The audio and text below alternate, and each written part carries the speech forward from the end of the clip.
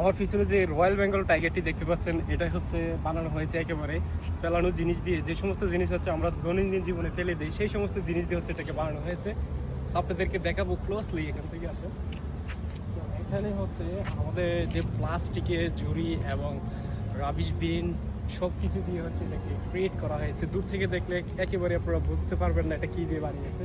এত সুন্দর করে এটাকে আর্ট করা হয়েছে। আপনাদেরকে আমি ক্লোজ করে দেখাই। দেখুন এখানে এটা হচ্ছে রয়্যাল বেঙ্গল টাইগার, দেখতে পাচ্ছেন। এখানে ক্লোজ করে দেখালে আপনারা বুঝতে পারবেন। এখানে হচ্ছে যে গ্রিন কালারের ড্রাম আছে, বাংলাদেশে হচ্ছে মাছ বা অয়েল ক্যারি করে, সেই ড্রামের মুখটা হচ্ছে এখানে।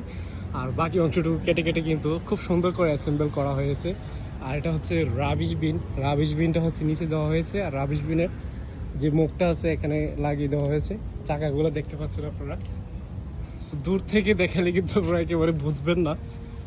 সো দেখতে মনে হয় যে খুব সুন্দর করে ভালো মানের ভালো কোয়ালিটির জিনিস দিয়ে হচ্ছে আর্ট করা হয়েছে, কিন্তু এটা একেবারে ফেলে দেওয়া জিনিস দিয়ে হচ্ছে এটা বানানো হয়েছে। সো ক্রিয়েটিভিটি কাকে বলে দেখতে পাচ্ছেন আপনারা। সো এই ভিডিওটার জন্য তো একটা লাইক কমন হয়ে যায়।